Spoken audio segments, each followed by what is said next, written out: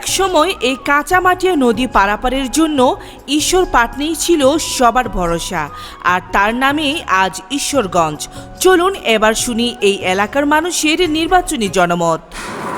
আমরা সবসময় চাই নিরপেক্ষ ন্যায়সঙ্গত বিচারক আসুক, এই দেশ শাসন করুক।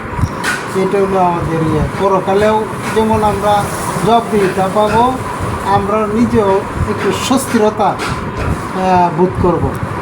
এই যে ন্যায় অন্যায় জিনিসটা কিন্তু আমরা দীর্ঘদিন যাবৎ এটা অভাব বোধ করতেছি। সবসময় তার উদার মন থাকতে হবে, পরকালকেও ভাবতে হবে, এই মিথ্যা প্রবণতা থেকে দূরে থাকতে হবে, এইসব গুণ থাকতে হবে। জনগণকে সেবা দেওয়ার মতো মন মানসিকতা তার থাকতে হবে। একজন ভালো লোকই প্রয়োজন। সমাজকে উন্নতি করতে হলে, সমাজের ভালো চিন্তা করতে হলে একটা ভালো লোকের প্রয়োজন আছে। নতুন মুখ যে বলছেন, নতুন মুখ তো আসতে পারে, কিন্তু এদের আবার মাইন্ড কেমন হয় তা তো বলা যায় না। পুরান মুখ তো যাচাই করাই আছে, তাই না? যাচাই বাছাই করা আছে মানুষের। হ্যাঁ, তে আমি মনে করি যে পুরানই ভালো। ভালো লোকের দরকার। সুষ্ঠু নির্বাচন না হলে তো দেশের এই অবস্থাতেই থাকবে, দেশে তো ভালো আশা করতে পারি না।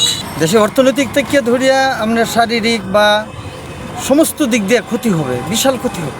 এমন একটা দল আসুক যাতে আমাদের দেশের জন্য ভালো কাজ করে, আমরা জনগণ যারা আছি সবাই যাতে ভালো থাকতে পারি, এই আমরা কামনা।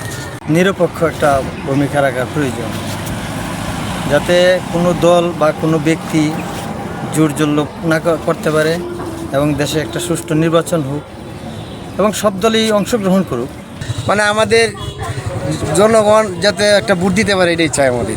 ভোট দিতে পারে একটা ভালো পরিবেশ হলে যেখানে হানাহানি থাকবে না, কাটাকাটি থাকবে না, দলমত নির্বিশেষে আমরা স্বাধীনভাবে গিয়ে ভোট দিতে পারি কেন্দ্রে, এটাই আমাদের চাওয়া পাওয়া।